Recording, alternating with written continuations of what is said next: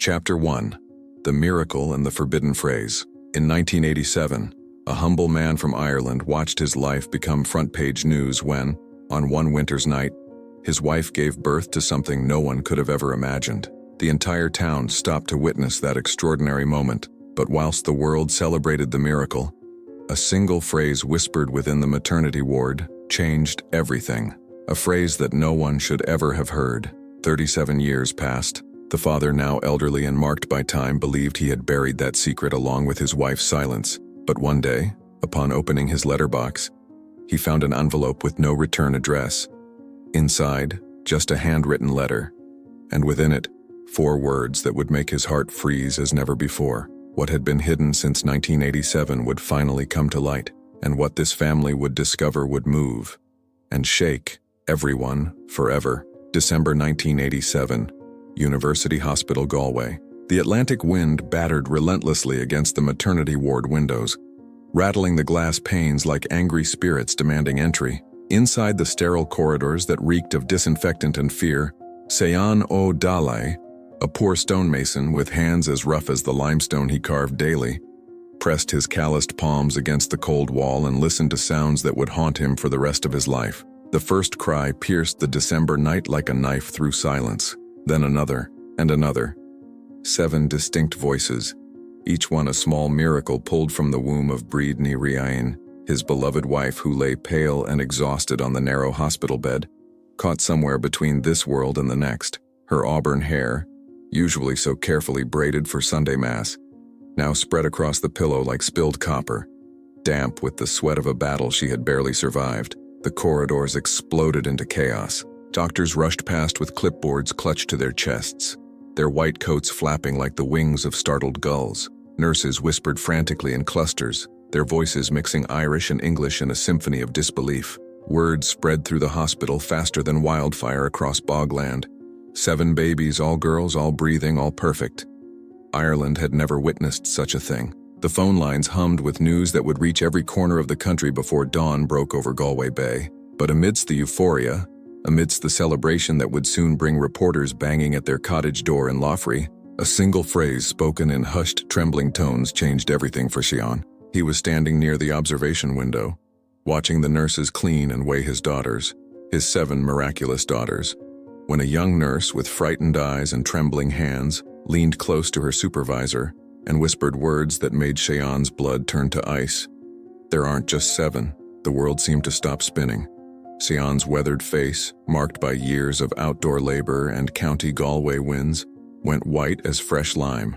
He turned sharply, his work boots squeaking against the polished hospital floor, desperate to ask what she meant, to demand an explanation for those 4 words that seemed to tear a hole in his understanding of reality. But when he looked for her, the young nurse had vanished like morning mist over the corrib, disappeared into the maze of corridors as if she had never existed at all. Bríd, nearly unconscious from the trauma of bringing 7 lives into the world, heard nothing. She lay with her eyes closed, her breathing shallow, one pale hand resting protectively over her empty womb. The 7 girls were registered with the precision of a military operation, photographed by hospital staff who could barely contain their excitement, applauded by doctors who spoke in whispers about medical history being made in their very hands. Only Sean carried the suffocating weight of doubt in his chest, a stone-cold certainty that something was terribly, inexplicably wrong. Had he truly heard those words? Could his exhausted mind, overwhelmed by the magnitude of 7 daughters born on a winter night when the Atlantic storms battered the coast, have conjured such a devastating phrase from nothing? Or was there truth hidden in those corridors? Truth that someone desperately wanted to bury? That dawn, as the first pale light crept over Galway's grey stone buildings, Sean stood alone in the hospital's small courtyard. The wind cut through his thin jacket like blades of ice, but he felt a different kind of cold. The cold of secrets, of something dark and hidden lurking just beyond his understanding. Around him, the city was beginning to wake to news of the miracle family, but all he could hear was that nurse's voice echoing in his mind. There aren't just 7. The young nurse's face haunted his thoughts. She had been pale as milk, with dark circles under her eyes that spoke of too many sleepless nights. Her uniform was wrinkled, her cap slightly askew, as if she had been working for hours without rest. but it was her expression that burned itself into Cheyonne's memory. The look of someone carrying a terrible burden, someone who had spoken words that should never have been said. He tried to find her over the following days, asking carefully worded questions of the staff who came to check on Breed and the babies. But everyone he asked seemed confused by his descriptions. No one recalled a young nurse matching her appearance. The head midwife, a stern woman with steel gray hair and no patience for what she called new father nonsense, told him sharply that all 7 deliveries had been properly documented and witnessed. There were no irregularities, no missing records, no reason for his concerns. But Cheyonne knew what he had heard.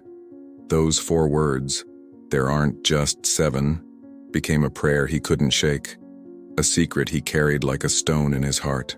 He kept the phrase locked away, telling no one, not even Brid when she recovered enough to ask why he seemed so distant, so troubled by what everyone else called a miracle. 37 years would pass. 37 years of watching his 7 daughters grow into remarkable women. 37 years of carrying the weight of unspoken truth. 37 years of wondering if somewhere in the world, an 8th daughter walked the earth without knowing her real family. And then, on a gray March morning in 2024, an unexpected letter would arrive at his door, bringing back those 4 words he had tried so desperately to forget. There aren't just 7. Who had written that letter? And how did they know the secret that Cheyonne had guarded for nearly 4 decades would soon shatter everything he thought he knew about that miraculous night in 1987? Chapter 2. A Life of Sacrifices. In the years that followed that miraculous December night, Ireland plunged into a recession so harsh it felt like the country itself was being punished for some collective sin. The economic boom that had carried families through the early 1980s crumbled like ancient stone walls battered by Atlantic storms. For Cheyonne O'Dallai, with 7 daughters to clothe, feed, and shelter, each dawn brought the weight of impossible responsibility. He woke every morning at 4:30, before even the roosters in their neighbor's yard began their calls, and walked the 3 miles from their cottage in Lochry to whatever building site would have him. His hands, already scarred and calloused from years of laying stone and mixing mortar, became so rough they could sand wood smooth. He returned each evening covered in a fine layer of dust and lime that turned his dark hair gray, long before age would claim it, his back aching from lifting blocks of limestone that seemed to grow heavier with each passing year. Brid, her health still fragile from the traumatic birth that had brought 7 lives into the world in one impossible night, did everything humanly possible to keep their small cottage functioning like a proper home. She mended clothes until the patches had patches, stretched every scrap of food into meals that somehow satisfied 7 growing girls, and cleaned their 2-room cottage until it gleamed despite the poverty that surrounded them like morning fog. Her hands, once soft from the creams her mother had taught her to make from sheep's milk, became red and raw from washing nappies in the cold water that ran from their single tap. While neighbors whispered behind lace curtains and over garden fences about the mad stonemason who defied God with so many daughters, the O'Dallai family survived on love, determination, and the stubborn Irish refusal to admit defeat. But survival came at a price that carved lines deep into both parents' faces and left marks on their daughters' souls that would never fully heal. The whispers followed them everywhere. At the market in Lochry, women would point discreetly and murmur about how irresponsible it was to have so many children when there was barely enough work for 1 man, let alone food for 9 mouths. Children at school would tease the O'Dallai girls, calling them the Burden Sisters, or asking mockingly if their father was planning to start his own village. But it was the adults who caused the deepest wounds.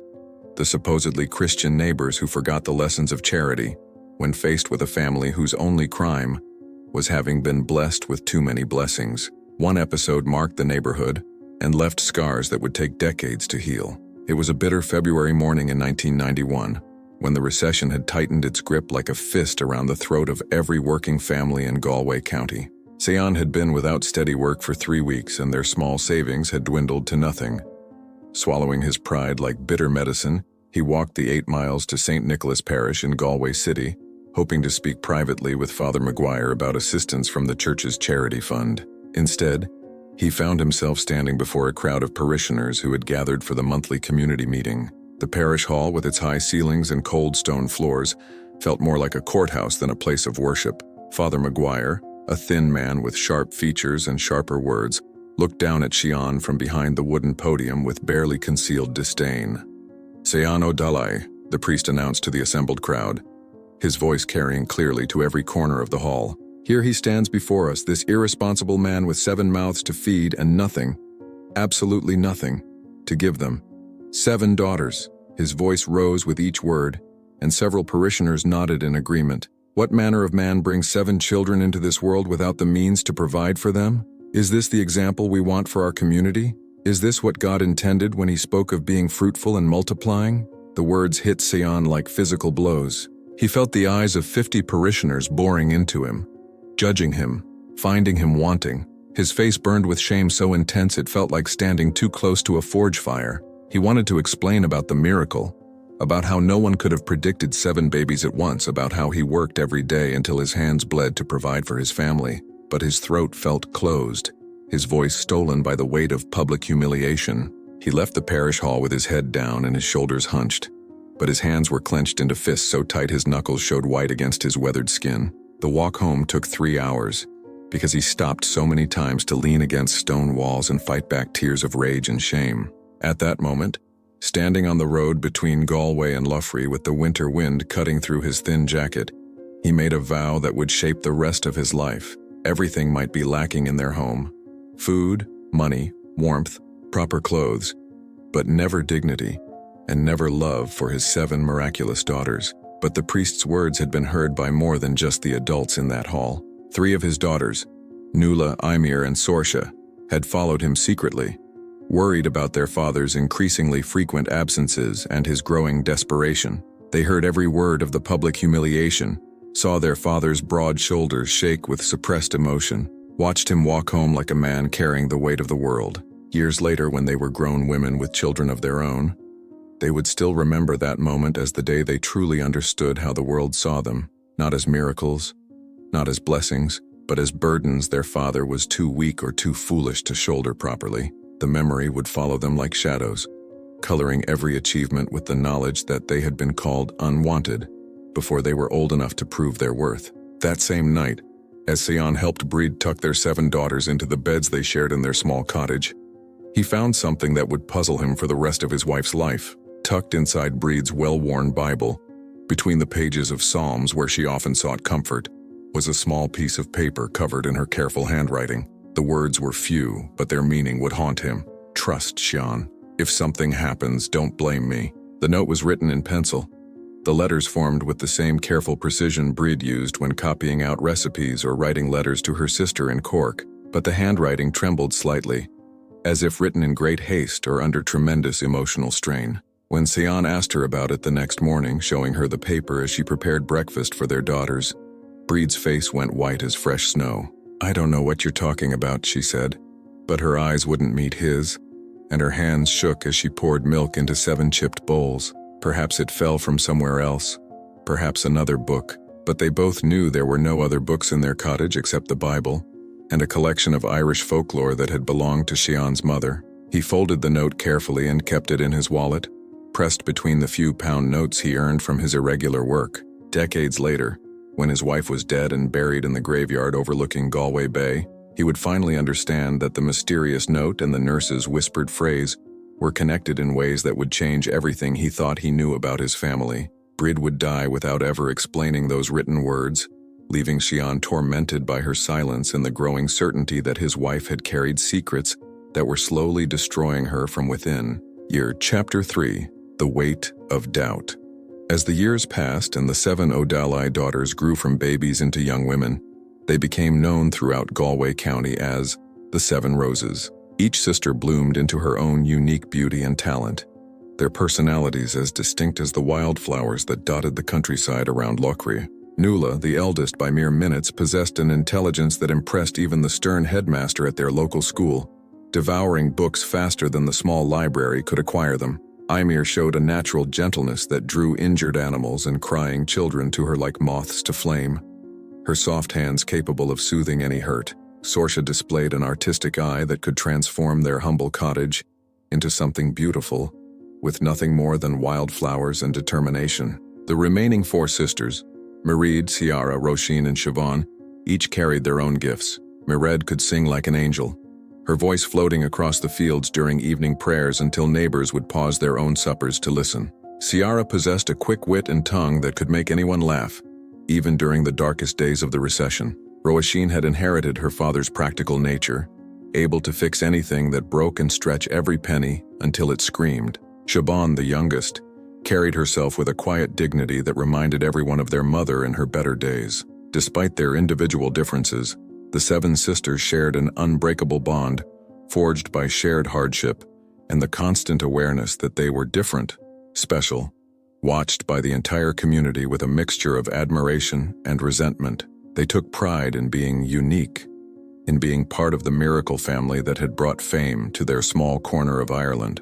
But their father, now growing gray at the temples and increasingly stooped from years of backbreaking labor, carried a burden that grew heavier with each passing year. Sian's secret festered like an untreated wound. The mysterious nurse's words, "There aren't just seven," echoed in his mind during sleepless nights when the wind howled across the bogland. He would lie awake beside Breed, listening to her shallow breathing and wondering what she knew, what she remembered from that chaotic night in 1987.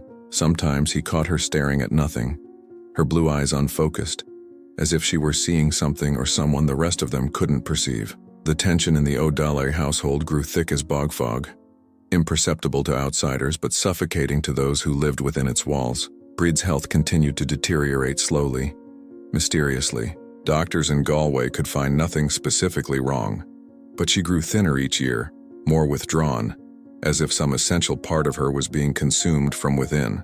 She would sit for hours by their small kitchen window, staring down the lane that led to the main road, waiting for something or someone who never came. The breaking point arrived on a gray November evening in 2002, 15 years after that miraculous night. The seven sisters, now young women ranging from 15 to their early 20s, had gathered around their kitchen table for their weekly family dinner. The conversation had turned, as it often did, to childhood memories and the stories that had shaped their family's identity.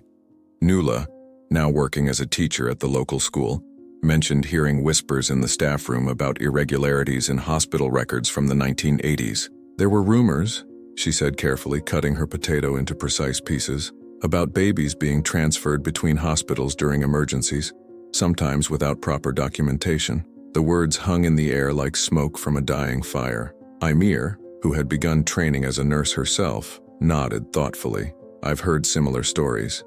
The older nurses sometimes talk about the chaos in the maternity wards during those years. Understaffing, poor record-keeping." Sorcia, always the most direct of the sisters, suddenly fixed her father with a stare that reminded everyone of their mother's penetrating gaze. "Duh," she said quietly, but her voice carried across the small kitchen like a bell. "You've always been different since that night. Distant, like you're carrying some terrible weight." She paused, setting down her fork with deliberate precision. "You always escondeste algo de nos. You always hid something from us." What really happened during that birth? The table fell into a silence so complete they could hear the wind rattling the window frames. 6 pairs of eyes turned toward Sian, and he felt like a man standing trial before a jury that had already decided his guilt. His weathered hands, still stained with the day's mortar dust, trembled slightly as he reached for his cup of tea. Breed, who had been picking at her food without appetite, suddenly looked up with eyes that seemed far too bright, almost feverish. Her face had gone pale as morning mist, and when she spoke, her voice was barely above a whisper. "Sorcia," she said, her words carrying a warning that made everyone at the table tense. "There are some questions that shouldn't be asked, some stones that shouldn't be turned over." But Sorcia was not deterred. If anything, her mother's response only confirmed her suspicions. "What stones, ma'am? What are you and Da hiding from us? We're not children anymore. We have a right to know if there's something about our family, about that night, that you've kept secret." The accusation hit Sian like a physical blow. Here was his daughter, the child he had worked himself to exhaustion to provide for, questioning his honesty, his integrity. The public humiliation he had endured at St. Nicholas Parish all those years ago paled in comparison to this moment. Being called a liar by one of his own children, in his own home. "There's no secret," he said finally. But even as the words left his mouth, they tasted like ash. 7 daughters were born that night. 7 miracles. That's all there is to tell. But the damage was done. The seed of doubt, planted by Sorcia's direct question and watered by their parents' obvious discomfort, took root immediately. Nuala's teacher's instincts told her there was more to the story. Imir's nursing training made her notice how their mother's hands shook when she picked up her teacup. The other sisters exchanged glances loaded with unspoken questions and growing suspicion. From that night forward, the trust that had held the O'Dale family together began to crack like old mortar exposed to frost. The 7 sisters started watching their parents more carefully, noting the way conversations stopped when they entered a room, the way their father would sometimes stare into the fire with an expression of profound sadness, the way their mother would count them obsessively, touching each daughter's head as if reassuring herself they were all still there. Brid's condition worsened noticeably after that confrontation. She began having nightmares that left her screaming in the early hours of the morning, calling out names that none of them recognized. She would wake confused and disoriented, asking Xian to check the babies, to make sure all 7 were safe in their cribs, even though her daughters were now grown women. The local doctor, old Dr. Murphy, who had delivered half the babies in Loffrey, suggested it might be early-onset dementia brought on by the trauma of that difficult birth so many years ago. But Xian knew better. He recognized the look in his wife's eyes. It was the same haunted expression he had seen on the young nurse's face that December night in 1987. It was the look of someone carrying a secret too heavy to bear. 3 years later, on a rain-soaked morning in March 2005, Bridney Rian passed away in her sleep. She died without ever explaining the cryptic note Xian had found in her Bible, without revealing what she had known about that miraculous night, and without giving him the chance to confess his own doubts and fears. As they lowered her simple wooden coffin into the soggy earth of the graveyard overlooking Galway Bay, Xian whispered the only words that seemed appropriate: "Disculpa, Acroy, forgive me, my heart." Standing there in the cold March rain, surrounded by his 7 daughters who wept for the mother they had never fully understood, Xian felt the weight of his secrets double. Now he was alone with the mystery of the nurse's words, the puzzle of Breed's note, and the growing certainty that something fundamental about their family's story remained untold. 20 years would pass before a letter with familiar handwriting would arrive in his postbox, carrying with it the phrase that had haunted him for nearly 4 decades: "There aren't just 7. Chapter 4. The Letter in the Café Galway, March 2024.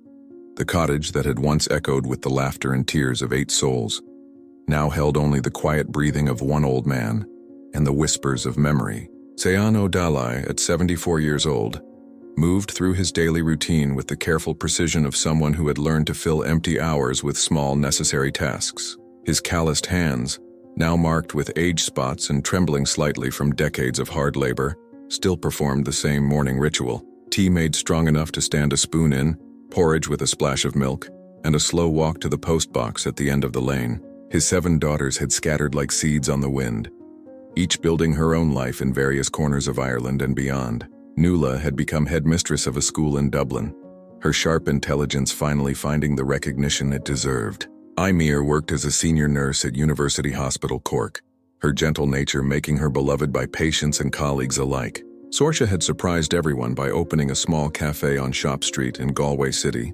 transforming her artistic eye into a business that drew tourists and locals with equal enthusiasm. The remaining sisters had followed their own paths. Mairead performed with a traditional Irish music group that toured across Europe, her angel's voice finally finding the audience it merited. Ciara had married a farmer from County Clare and filled her house with laughter and children. Roisin had started a small accounting firm in Limerick, her practical nature serving her well in the world of business. Siobhan, the youngest, had moved to London to study law, determined to use her quiet dignity to fight for those who couldn't fight for themselves. They visited when they could, usually together for Christmas and Easter, filling the cottage temporarily with the warmth and chaos of family gatherings. But increasingly, Xian found himself alone with his memories and the weight of secrets that had grown heavier rather than lighter with age. The mystery of that December night in 1987 had become like a stone in his shoe, impossible to ignore, but so familiar he almost didn't notice its constant discomfort anymore. On this particular March morning, the Irish spring was living up to its reputation for unpredictability. Rain had fallen steadily for 3 days, turning the lane to his cottage into a muddy track that squelched under his Wellington boots. The postman, young Paddy O'Sullivan, who had taken over the route from his father, waved cheerfully from his van before driving on toward the next cluster of houses. Sean's daily post was usually disappointingly predictable. Bills from the ESB, advertisements for mobility aids he didn't need, and occasionally a postcard from whichever daughter was traveling. So when he opened the postbox and found a manila envelope with no return address, his weathered hands paused in the act of reaching for it. The envelope was substantial, not the thin paper of a bill or the glossy stock of an advertisement. His name was written across the front in careful script, the letters formed with the deliberate precision of someone more accustomed to writing in Irish than English. Back in his kitchen, with the kettle whistling its urgent song and rain drumming against the windows, Sean sat at the same wooden table where his family had shared thousands of meals. The envelope felt heavy in his hands, weighted with more than just paper. When he finally opened it, his breath caught in his throat like a fishbone. The letter inside was written in Irish, the words flowing across the page in handwriting that seemed both foreign and achingly familiar, but it was the opening line that made his heart stutter and his vision blur. Is mis anciana bi in Isnam? I am the one who is missing. His hand shook so violently he nearly dropped the letter. After 37 years of wondering, of carrying the weight of that nurse's whispered words, of living with doubts that had poisoned his marriage and haunted his dreams, here was confirmation of everything he had feared and hoped. The letter continued in careful Irish. Preciso falar contigo, I need to speak with you. I will be at Shop Street, at Sorcha's Cafe, Saturday at 3 p.m. Natarlium Fain, don't come alone. The words blurred together as tears he hadn't expected flooded his eyes. An eighth daughter. Somewhere in the world, a woman who shared his blood, who should have grown up with her 7 sisters, who had been lost to some terrible mistake or deliberate deception on that chaotic night in 1987. The magnitude of it hit him like a punch to the chest. Not just that she existed, but that she knew who she was, where to find him, even knew about Sorcha's Cafe. His first instinct was to call his daughters immediately, to share this earth-shattering news with the 7 women who deserved to know they had a sister. But as he reached for the telephone, something stopped him. The weight of decades of secrecy, the memory of how they had questioned him years ago, the fear that they might blame him for keeping silent for so long. What if they didn't believe him? What if they thought this was some cruel hoax or the desperate fantasy of a lonely old man? Instead, he folded the letter carefully and placed it in the same drawer where he kept Brid's mysterious note and a few other precious documents. For 3 days, he carried the secret alone, just as he had carried the nurse's words for 37 years. But this secret felt different, heavier and lighter at the same time. Heavier because it confirmed his worst fears about that night. Lighter because finally, he wasn't alone with the truth. By Friday evening, the weight had become unbearable. He called Nuala first, then Imir, then each of his daughters in turn. The conversations were eerily similar. Initial disbelief, then shock, then an avalanche of questions he couldn't answer. When he read them, the letter word for word, the silence that followed was more profound than anything he had ever experienced. Sorcha's reaction was the most devastating. "Da," she said, her voice tight with emotions he couldn't identify. "If this is real, if there really is an 8th sister, then everything we've believed about our family, about that miracle, about ourselves, it's all been a lie." When she spoke again, her voice was shaking. "I don't know if I can open the cafe tomorrow. I don't know if I want to meet someone who might destroy everything we thought we knew about ourselves." But by Saturday morning, all 7 sisters had made their way to Galway. They gathered in Sorcha's Cafe like mourners at a wake, their faces bearing expressions of dread, curiosity, and barely contained emotion. The cafe, usually filled with the cheerful chatter of tourists and the warm aroma of fresh scones, felt heavy with tension. Sorcha moved mechanically behind the counter, her artistic hands shaking as she prepared coffee none of them would drink. At exactly 3 o'clock, with all 7 sisters seated around the largest table in the cafe, and Sean positioned where he could see the door, the bell above the entrance chimed its familiar welcome. A woman stepped inside, and the effect was immediate and undeniable. She had the same clear green eyes that marked all the O'Dalley daughters, the same way of holding her head that reminded everyone of Brid in her younger days. But it was what she wore around her neck that made Sorcha drop her tray with a crash that echoed through the suddenly silent cafe. A small, desbotada manta infantile, a faded baby blanket, identical to the ones Sean had kept stored in an old trunk at home since 1987. The cafe fell into the kind of silence that precedes either miracles or catastrophes, and everyone present knew that their lives were about to change forever. Chapter 5. The Silent Meeting. The presence of the eighth woman transformed Sorcha's cafe into something that felt more like a courtroom than a place of warmth and hospitality. The normal sounds of afternoon life in Galway, the clatter of dishes, the gentle hum of conversation, the hiss of the espresso machine, all ceased as if someone had suddenly muted the world.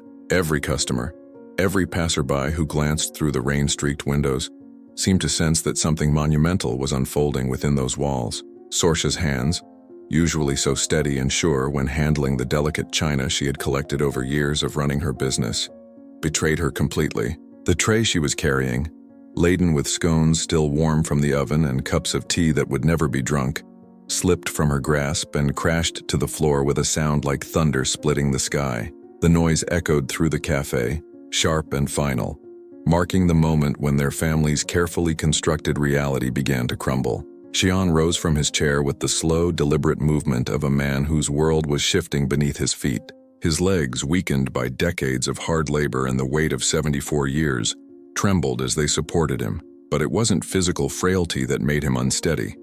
It was the impossible sight before him, the living confirmation of every doubt and fear he had carried for 37 years. The woman standing in the doorway was undeniably one of them. She possessed the same clear green eyes that marked all the O'Dallite daughters, eyes the color of spring grass after rain, eyes that seemed to see straight through to a person's soul. Her hair, a rich auburn touched with golden highlights, fell in waves around her shoulders in exactly the same pattern that had marked Brid's hair in her younger days. But more than physical resemblance, she carried herself with a dignity and composure that spoke of good upbringing, of love received and character formed by caring hands. The 7 sisters sat frozen around their table like statues carved from Connemara marble. Nuala, always the first to speak in any situation, found herself voiceless for perhaps the first time in her adult life. Ymir's nursing instincts, usually so quick to respond to crisis, seemed paralyzed by the magnitude of what she was witnessing. The others simply stared, their faces reflecting a mixture of shock, disbelief, and something that might have been recognition stirring deep in their subconscious memories. But it was what the stranger wore around her neck that made the moment transcend mere family drama and enter the realm of the miraculous. Hanging from a simple chain was a small piece of fabric, faded and worn soft by decades of handling. Even from across the cafe, even through eyes blurred by tears he hadn't realized were falling, Sean recognized it immediately. One of the baby blankets Brid had knitted during the long months of her pregnancy, each one painstakingly crafted with tiny stitches and infinite love. The blanket was pale yellow, chosen because they hadn't known whether to expect boys or girls, decorated with small flowers embroidered in blue thread. But it was the imperfection in the stitching that made identification certain. Brid had always struggled with the left-hand petals of her flowers, making them slightly crooked in a way that had become her signature. Xian had 7 identical blankets stored in an old trunk in his cottage, wrapped in tissue paper and preserved like religious relics. He had never been able to bring himself to dispose of them, never quite understanding why until this moment. The woman, this impossible 8th daughter, seemed to understand the weight of the silence that surrounded her. She didn't rush to speak or fill the void with nervous chatter. Instead, she stood with the patience of someone who had waited 37 years for this moment and could wait a few minutes more. When she finally moved, it was to carefully lift the blanket from around her neck, holding it like the precious thing it was. "I am Aisling," she said, her voice carrying an accent that was unmistakably Irish, but shaped by years in Dublin rather than the rural cadences of Galway. The name itself, meaning dream or vision in Irish, seemed chosen by fate for this moment when the impossible was becoming real before their eyes. "I am the 8th." The simple declaration hit the cafe like a physical force. Several customers at nearby tables began to whisper among themselves, sensing that they were witnessing something extraordinary, but not quite understanding what. The young woman behind the counter, one of Sorcha's regular employees, stood with her mouth slightly open, her eyes moving between the family group and the stranger as if watching a play unfold. But the reactions of the 7 sisters were far from welcoming. The shock that had initially paralyzed them began to transform into something harder, more defensive. Nuala, her teacher's instincts finally reasserting themselves, was the first to find her voice, though it came out harsh and suspicious. "This is impossible," she said, standing so abruptly that her chair scraped against the floor with an ugly sound. "Duh. How could you have hidden something like this from us for 37 years? How could you let us believe we were complete when we weren't? How could you watch us celebrate being the 7 roses when there was an 8th flower growing somewhere else?" Mered, whose beautiful voice had brought joy to thousands of audiences, now spoke with a tone so bitter it could have curdled milk. What kind of father keeps a secret like this? What kind of man lets his daughters build their entire identity around being the Magnificent Seven when it was all a lie? The accusations flew across the cafe like arrows, each one finding its mark in Xian's already wounded heart. But it was Kiara's words that cut deepest. "And ma'am, did she know? Did she go to her grave knowing she had another daughter out there somewhere, knowing we were incomplete?" The thought that their beloved mother might have been complicit in this deception seemed too painful for any of them to bear. Ymir, drawing on her medical training to try to make sense of the impossible, focused on the practical details. "Even if this is real, even if you are who you claim to be, why now? Why wait 37 years to find us? Why let us grow up thinking we were complete when we weren't?" The questions came rapid fire, each one more painful than the last, turning the cafe into an interrogation chamber.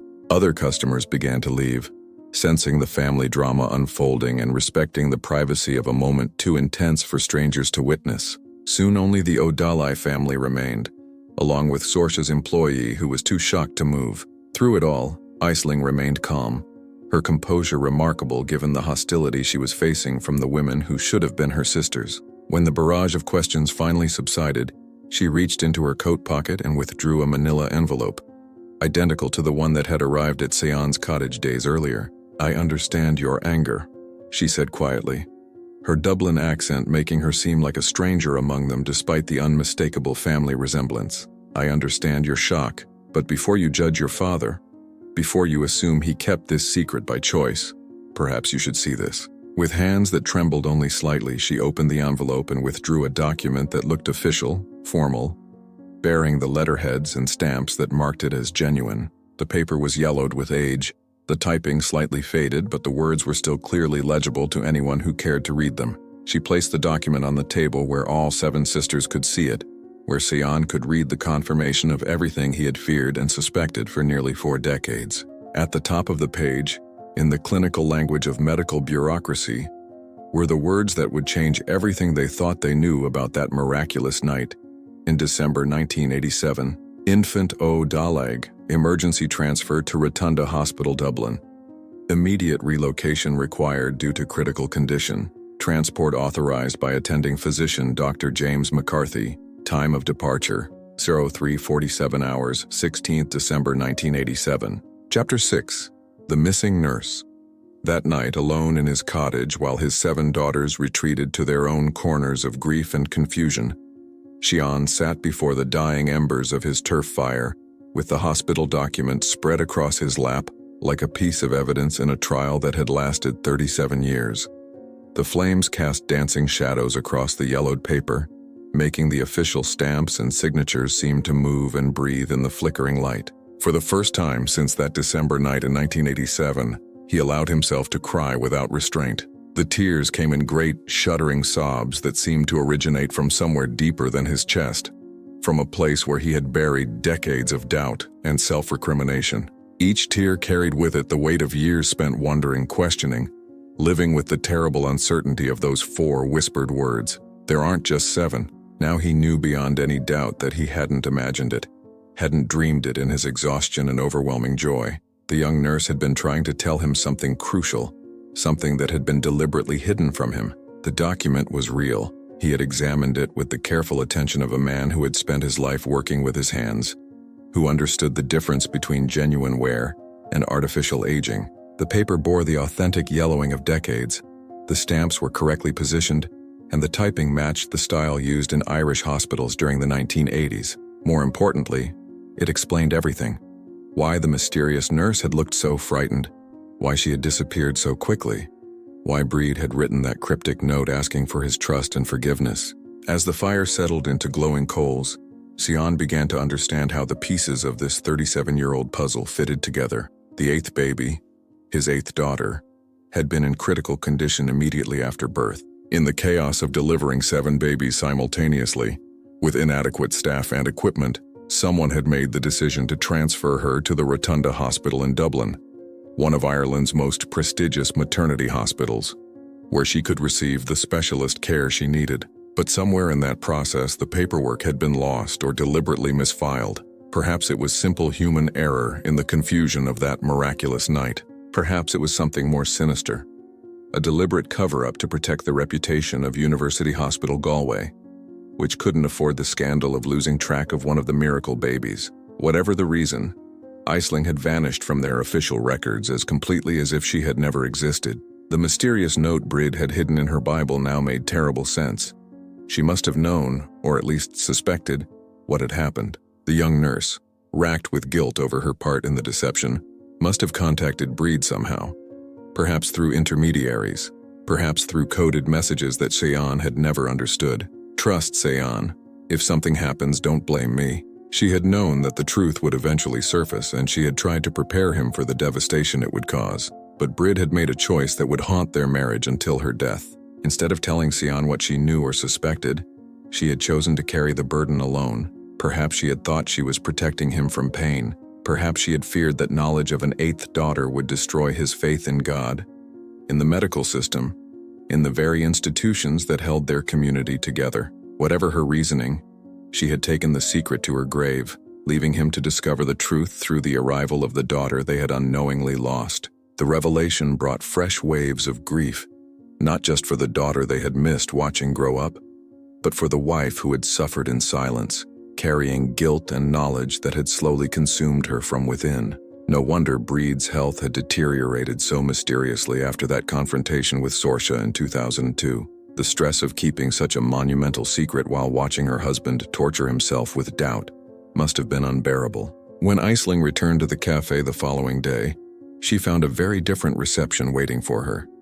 Word of the previous day's events had spread through Galway's tight-knit community with the speed of wildfire. Curious locals lingered outside Saoirse's establishment, pretending to window shop while actually hoping to catch a glimpse of the mythical eighth daughter. Inside, the atmosphere was thick with tension and unresolved emotion. The seven sisters had spent the night in various states of crisis. Some had stayed awake until dawn, walking the rain-soaked streets of Galway and trying to process the magnitude of what they had learned. Others had retreated to hotel rooms or friends' houses, needing space to think without the pressure of family expectations. When they finally gathered again around the same table where their world had been shattered, their faces showed the strain of a sleepless night and the weight of decisions that would affect the rest of their lives. Aisling's story, when she finally told it in full, was both heartbreaking and miraculous. She had been raised by Mayor and Colm Donnelly, a childless couple from Ranelagh who had longed for a family for 15 years of marriage. The Donnellys were told that Aisling was the child of a young unmarried mother who couldn't care for her, a common enough story in the Ireland of the late 1980s. They had loved her without reservation, given her every opportunity education and affection could provide, and never once made her feel like anything other than their beloved daughter. "I had a beautiful childhood," Aisling explained, her Dublin accent seeming to emphasize the distance between her upbringing and theirs. "Mam and Da, the only parents I ever knew. They gave me everything. Piano lessons, university education, trips to France during the summers. I never wanted for anything, never felt incomplete or abandoned. I thought I was the luckiest girl in Ireland, but fate had other plans." During a routine medical procedure 2 years earlier, Aisling had required a blood transfusion. The hospital had requested detailed family medical history, information her adoptive parents couldn't provide. On the doctor's recommendation, she had submitted a DNA sample to one of the genealogy services that had become popular among Irish people, seeking to trace their family roots. The results were unexpected, she continued, her composed facade beginning to crack slightly.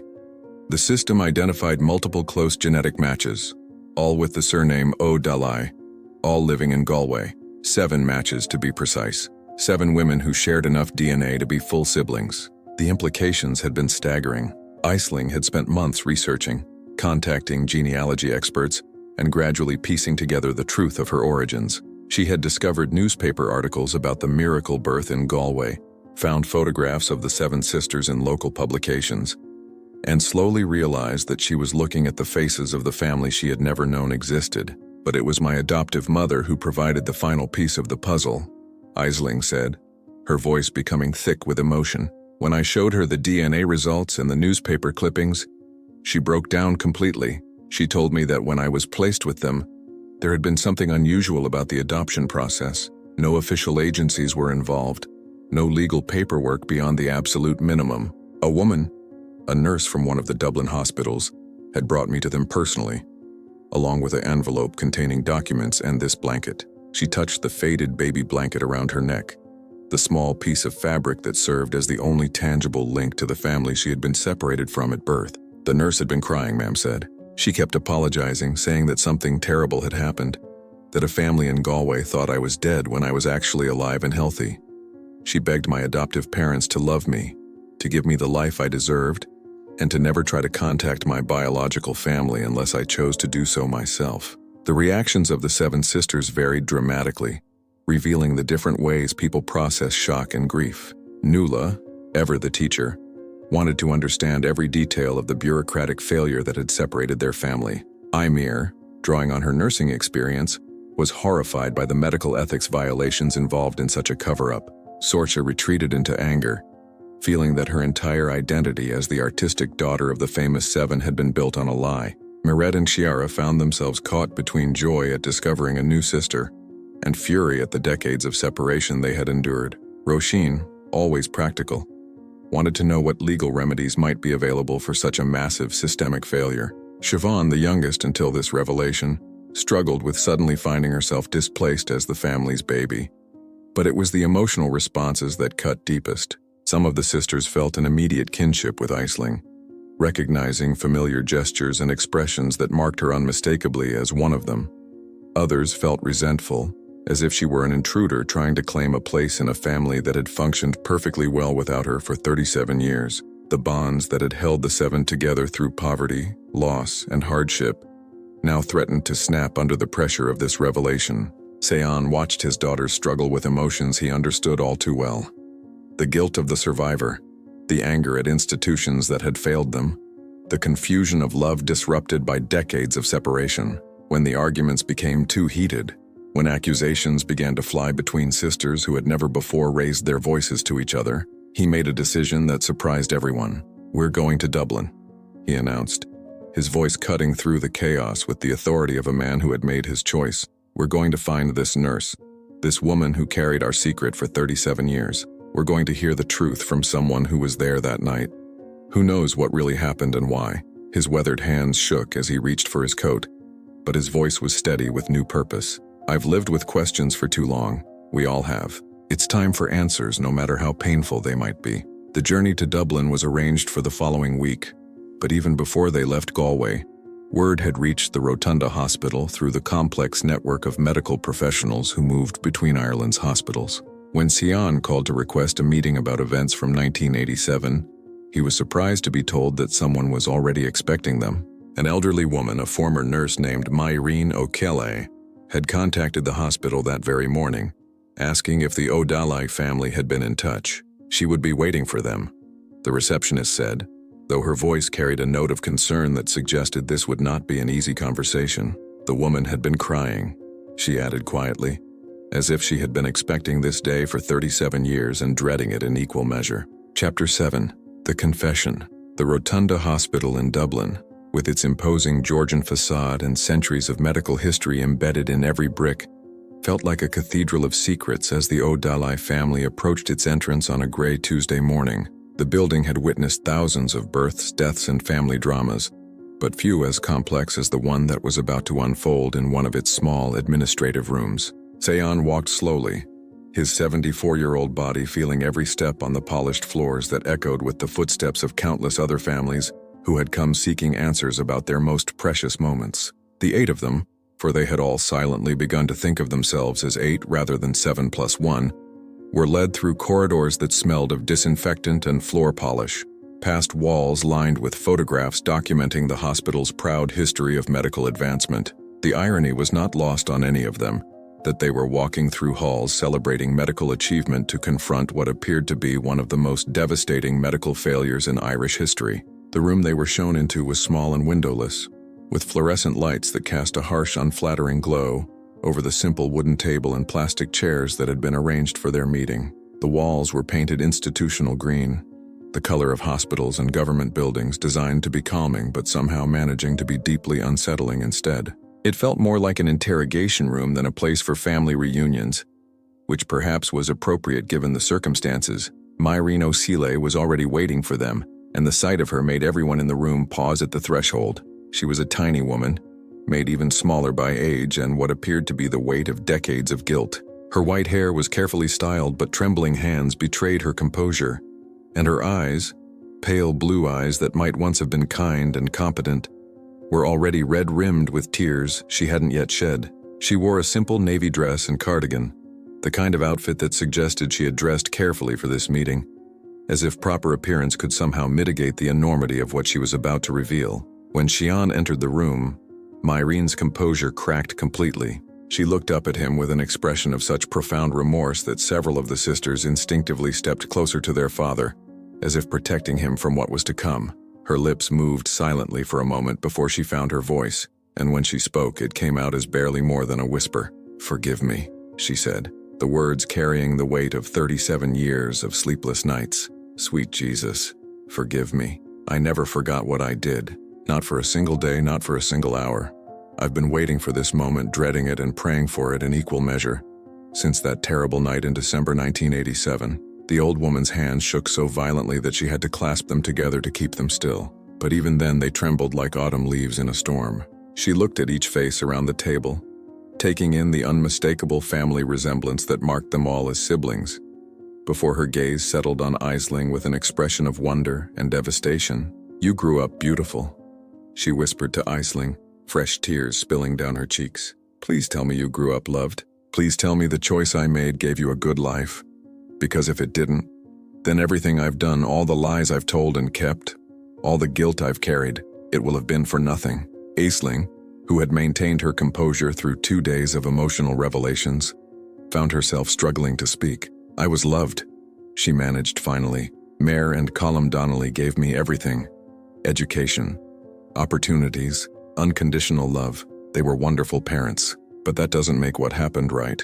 Myrene nodded, accepting the rebuke with the grace of someone who had spent decades preparing for judgment. She took a shaky breath and began the story that would finally explain 37 years of secrecy, pain, and unanswered questions. "That night in Galway was chaos like nothing I'd ever seen," she began, her voice growing stronger as she fell into the rhythm of a confession that had been rehearsed in her mind thousands of times. 7 babies born simultaneously. It was medically unprecedented. We were understaffed, overwhelmed, working with equipment that was barely adequate for normal deliveries, let alone something like this. But it was more than just medical chaos.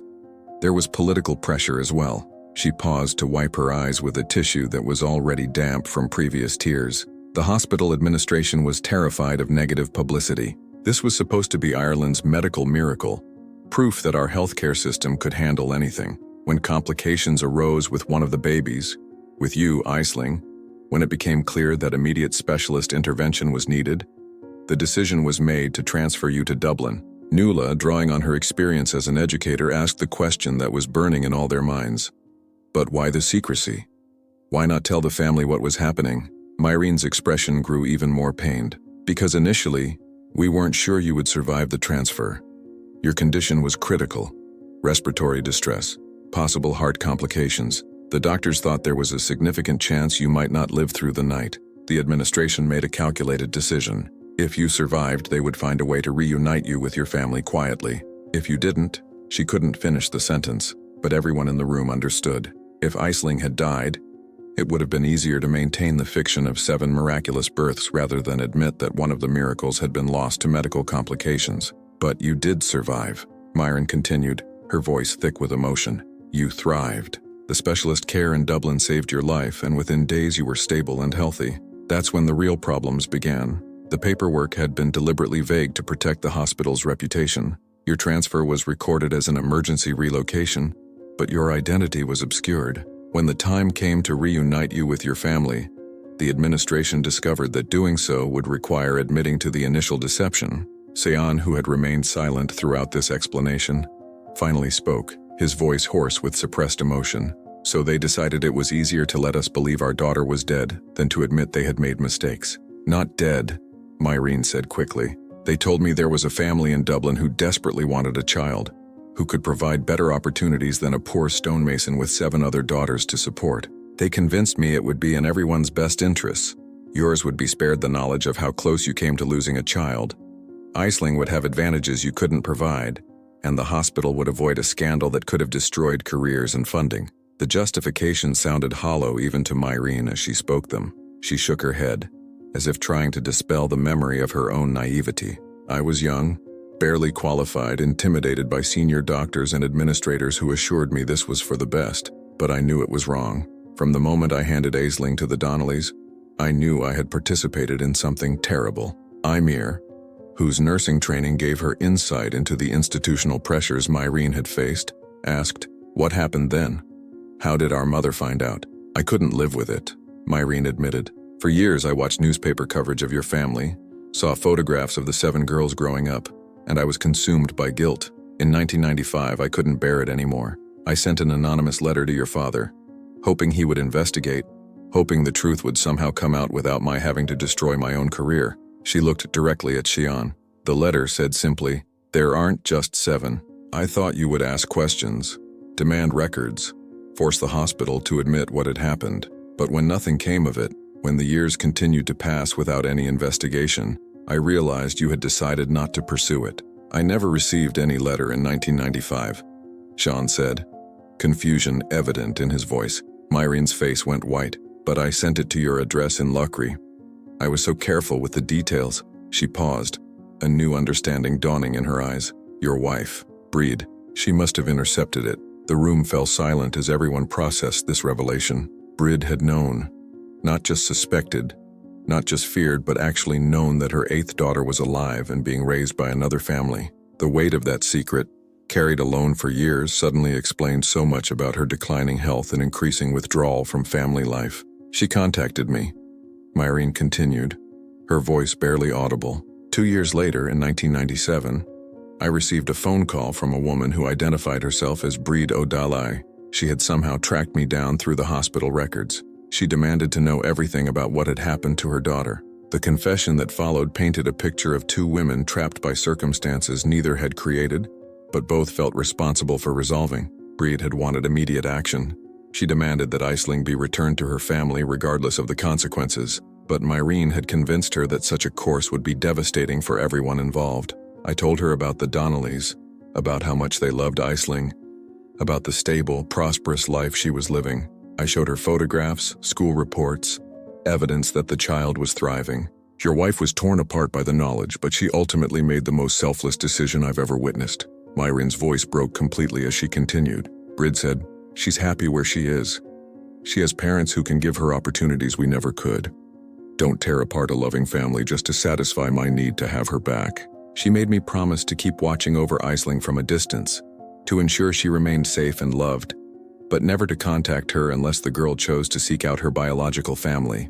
The sisters around the table reacted to this revelation with a mixture of emotions that ranged from admiration for their mother's sacrifice to fury at the injustice that had robbed them of 37 years with their sister. Zorcha was the most vocal in her outrage, standing abruptly and pacing the small room like a caged animal. "So Mam knew," she said, her voice shaking with anger. "She knew we had a sister out there, and she chose to keep that from us. She chose to let us grow up incomplete, let us build our identities around being the 7 roses when there was an 8th flower growing in another garden." Mered and Kiara found themselves caught between understanding their mother's impossible position and resenting the choice she had made without consulting them. They had lost decades of sisterhood, countless shared experiences, the chance to know Aisling as a child and watch her grow into the remarkable woman she had become. But it was Roisin who asked the question that cut to the heart of their mother's dilemma. If you had been in her position, what would you have done? Would you have ripped a happy child away from the only parents she had ever known, just to satisfy your own needs? The question hung in the air, unanswerable and painful, highlighting the impossible choices that had shaped their family's destiny. Through it all, Xian sat with his weathered face buried in his hands, processing the magnitude of the sacrifice his wife had made in silence, the weight of the secret that had slowly consumed her from within. It was then that Aisling, who had been listening to this emotional testimony with remarkable composure, reached into her handbag and withdrew a final document that would complete their understanding of the tragedy that had separated them.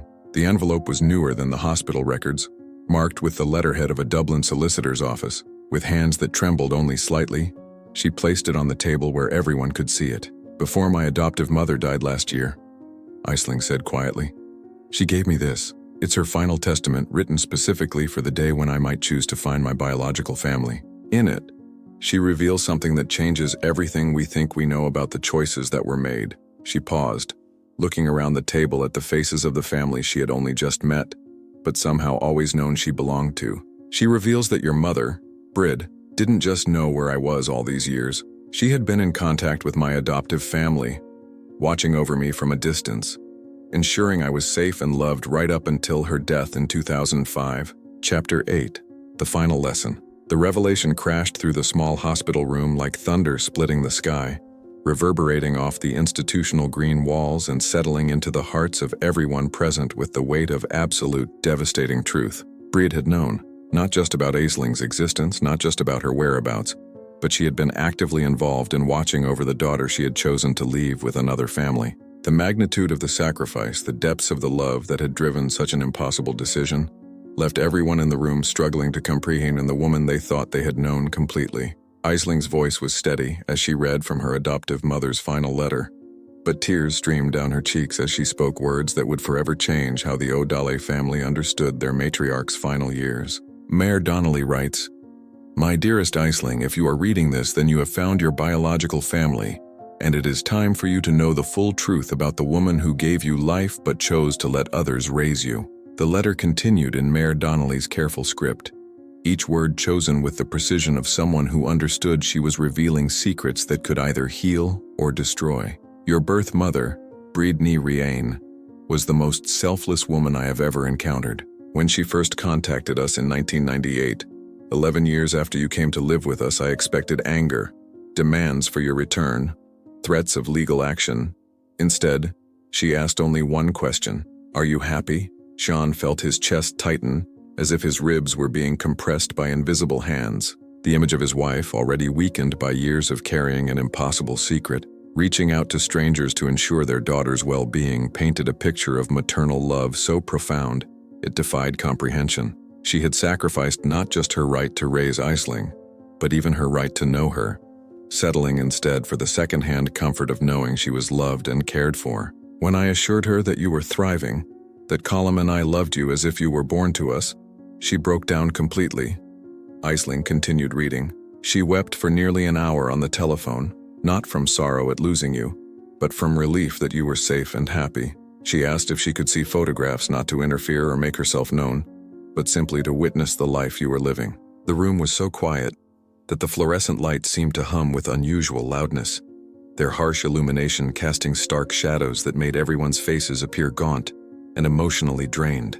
Myrene O'Ciele had stopped crying, too stunned by this new dimension of the story to produce more tears. She had known about Brid's initial contact but had never realized the relationship had continued for years. "What followed was a correspondence that lasted until your birth mother's death in 2005, Aisling read, her Dublin accent making the formal language of the letter seem both intimate and distant. "Twice yearly, I would send her photographs and updates about your progress. Your first communion, your school plays, your academic achievements. You're growing into the remarkable young woman you became." She never asked for more than I was willing to share, never pressured us to arrange meetings or phone calls. She simply wanted to know that her sacrifice had been worthwhile. Ymir, whose nursing training had taught her to recognize the signs of chronic stress and anxiety, suddenly understood the mysterious illness that had slowly consumed their mother. The weight of loving a child from a distance, of celebrating milestones through photographs sent by strangers, of watching 7 daughters grow up while knowing an 8th was flourishing elsewhere. It would have been enough to break anyone's spirit gradually. In her final letter written just months before her death, your birth mother made one request, Aisling continued, her voice growing thick with emotion. She asked that if you ever chose to seek out your biological family, we should ensure you understood that her decision to leave you with us was not born of abandonment or lack of love, but from the deepest maternal instinct imaginable, the desire to ensure your happiness above her own. The words hung in the sterile air like incense in a cathedral, sacred and transformative. Zorcha, who had been the most vocal critic of their parents' secrecy, found herself sobbing with a grief that was mixed with admiration. The woman she had accused of keeping devastating secrets had actually been performing acts of love so selfless they bordered on saintly. But it was the final paragraph of Meyer Donnelly's letter that completed their understanding of Brid's sacrifice. Your birth mother's last words about you were these: "She is happy, she is loved. She has opportunities we could never have provided. Do not let anyone convince her to feel guilty about the life she has lived or the choices that were made for her. Sometimes love means letting go, and sometimes letting go is the most courageous thing a parent can do." Sean, who had spent 19 years believing his wife had died carrying secrets that demonstrated a lack of trust in their marriage, suddenly understood the true magnitude of what she had endured. She hadn't kept silent to protect herself or to avoid difficult conversations. She had carried the weight of an impossible decision alone to spare him the agony of choosing between the daughter they had raised and the daughter they had lost. Every day of her declining health, every moment of her increasing withdrawal, had been the price she paid for ensuring that Aisling remained safe and that their family remained whole. Rising from his chair with movements that seemed to carry the weight of 74 years and 37 years of misunderstanding, Sean walked slowly around the table until he stood beside Aisling. His weathered hands, scarred by decades of working with stone and mortar, reached out to touch her face with the gentleness of a man handling the most precious thing in the world. "A store," he whispered, using the Irish endearment that meant "my treasure," the same words he had used for each of his daughters since they were small. "Forgive an old fool who spent so many years doubting when he should have been trusting. Your mother, our mother, she didn't just give you life, she gave you the perfect life, even when it cost her everything." The tears that had been threatening since they entered the hospital room finally came in a flood that seemed to wash away 37 years of separation, doubt, and incomplete understanding. Aisling buried her face against the chest of the father she had never known, breathing in the scent of turf smoke and honest work that marked him as unmistakably hers. Around them, the 7 sisters rose as one, encircling the reunion with their own embrace until the small room seemed to expand, to hold the magnitude of love that had finally found its complete expression. "Now," Sean said, his voice muffled by tears and joy, and the overwhelming relief of a man who had finally laid down a burden too heavy for any soul to carry alone.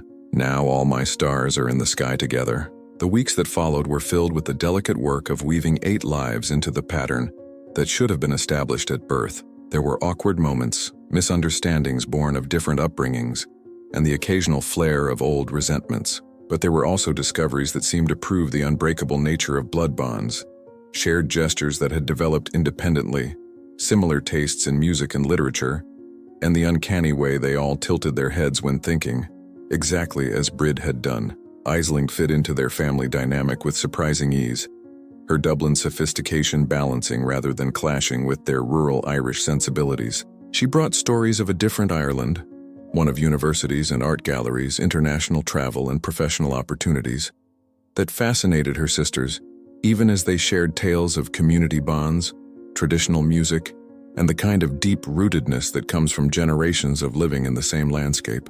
But it was on a gray afternoon in late March, as the 8 women walked together along the promenade at Salt Hill, that the true healing of their family became visible to anyone who cared to observe. They moved as one organism, their steps unconsciously synchronized, their voices blending in conversation and laughter that carried across the water, to mix with the eternal sound of Atlantic waves against the Galway shore. Sean watched them from a bench overlooking the bay, his old bones grateful for the rest, but his heart soaring with a joy he had never expected to experience again.